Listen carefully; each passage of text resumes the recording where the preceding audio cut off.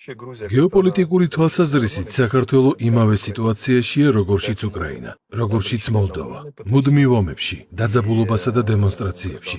ჩვენთან ძალიან უყვართ ტიმოთი სნაიდერის ციტირება, როდესაც ევროპაზე საუბრობენ. თუმცა ავიწყდებათ ამ წიგნის სახელწოდება. წიგნს ჰქვია სისხლიანი მიწები.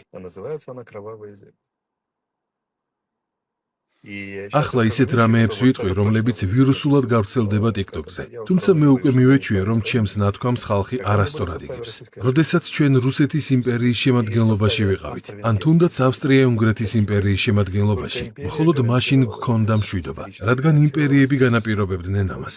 იმპერიების დაშლის შემდეგ კი ისეთ ქვეყნებში, როგორებიც ვართ ჩვენ, მოლდოვა და საქართველო, არასდროს იქნება მშვიდობა და ნორმალური ცხოვრება. ეს ქვეყნები სისხლიანი მიწებია. აქ მუდმივად იქნება წინააღმდეგობის კერები, დებოში და ომები.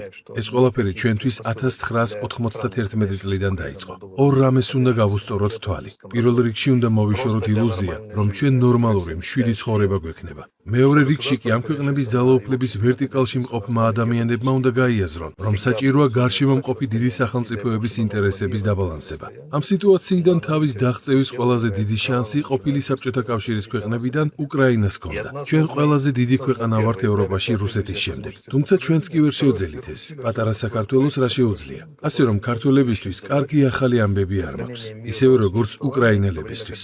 ჩვენ უნდა მოვიშოროთ იმის ილუზია, რომ მოდესმე მშვიდი ცხოვრება გვექნება.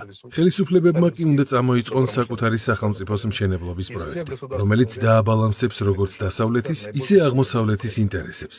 რამდენად შეგვიძლია ამის გაკეთება, არ ვიცი. მე პირადად ამის არ მჯერა. ასე რომ კიდევ ერთხელ მოგიწოდებთ წაიკითხოთ ტიმოთი სნაიდერის წიგნის სისხლიანი მიწები და მიხვდებით თუ როგორ ქვეყანაში მოგიწიათ ცხოვრება. И не начнем выстраивать, избавимся от иллюзии и возможности просто спокойной жизни, и не начнем выстраивать собственный проект, который можно противопоставить одновременно Западу и Востоку в его попытках использовать нас друг против друга. Вот и все. Но насколько мы на это способны, у меня очень большой вопрос.